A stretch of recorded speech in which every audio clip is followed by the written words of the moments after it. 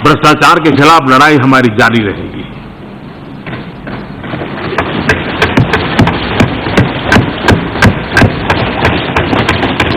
हमें इसलिए कोसा जा रहा है कि फलाने को जेल में क्यों नहीं डाला। ये इमरजेंसी नहीं है कि सरकार किसी को जेल में डाल दे। ये लोकतंत्र है, ये काम न्यायपालिका का है। हम कानून से चलने वाले लोग हैं और किसी को जमानत मिलती है तो एंजॉय करें, उसमें क्या है। बदले की भाव से काम नहीं होना चाहिए। लेकिन भ्रष्टाचार के खिलाफ हमारी लड़ाई जारी रहेगी। जितना भी ईश्वर ने हमें बुद्धि शक्ति दी है, लेकिन जो भी करेंगे ईमानदारी से करेंगे, किसी के प्रति हीन भाव से नहीं करेंगे। और देश ने हमें इतना दिया है, इतना दिया है, हमें गलत रास्ते पर जाने की जरूरत नहीं है।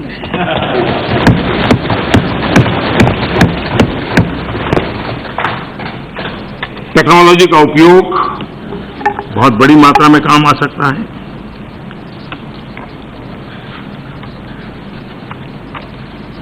माननीय अध्यक्ष जी, आतंकवाद के विषय में देश में मतभेद क्यों होना चाहिए? ये मानवता के लिए बहुत बड़ा संकट है और ये मानवता को चुनौती है। जो भी मानवता में विश्वास रखते हैं उन सब ने इकट्ठा होकर के इस बात को लेकर के लड़ना होगा। महिला सशक्तिकरण की बात करें,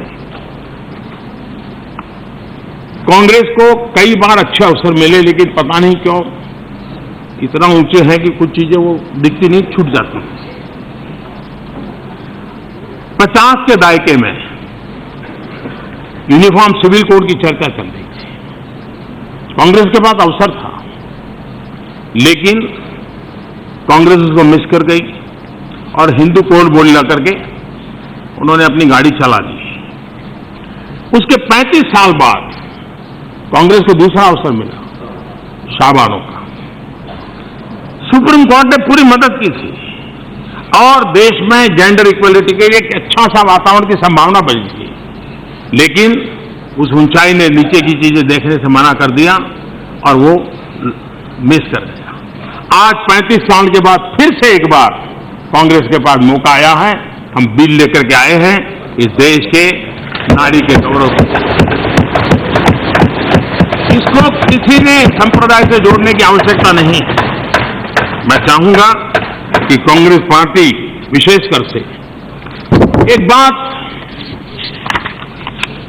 जो उस समय शाहबानों का जब चल रहा था, उस सारे कारोबार में जो एक मंत्री थे, उन्होंने एक टीवी इंटरव्यू में जो बात कही है, चौंकाने वाली है। मेरे पास उसका सत्यापन करने के लिए कोई अवसर नहीं, मैंने जो सुना है वो मैं बताता हूं। उन्होंने उस समय के कांग्रेस के मंत्रियों के मुंह से क्या बातें निकलती थी वो उन्होंने कही है। और उन्होंने कहा है, जब वो शाहबानों का मसला चल रहा था, तब कांग्रेस के किसी मंत्री ने कहा था,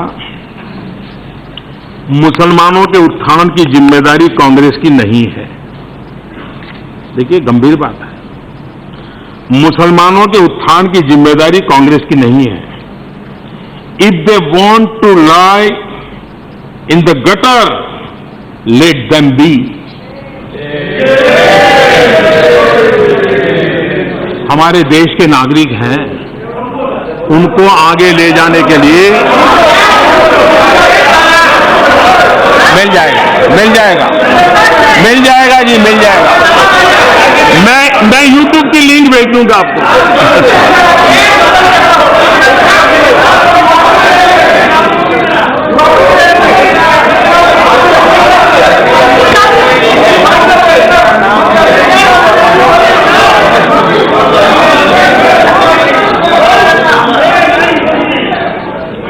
माननीय अध्यक्ष जी, मैं ज्यादा समय नहीं लेता हूं, लेकिन जो राष्ट्रपति जी ने गांधी 150 और आजादी 75 की बात की, हम देखते हैं कि हमारे देश में किसी न किसी कारण से अधिकारों पर ही केंद्रित रही सारी बातें।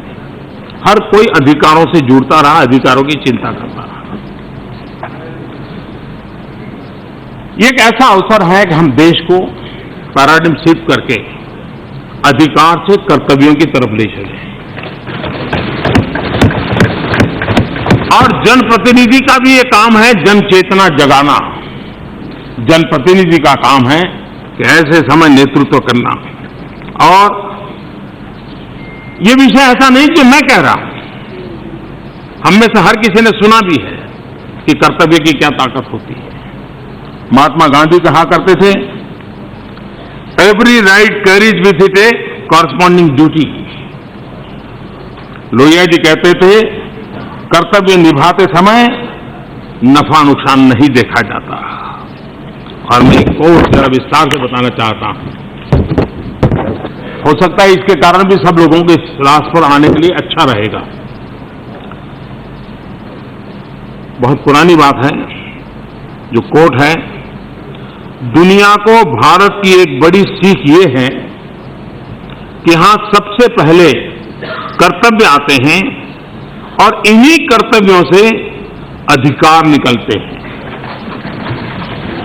आज के आधुनिक भौतिकवादी विश्व में जहां हर तरफ टकराव दिखाई पड़ते हैं, वहां हर कोई अपने अधिकारों और सुविधा की बात करता है। शायद ही कोई कर्तव्यों की बात करता हो। यही टकराव की वजह है।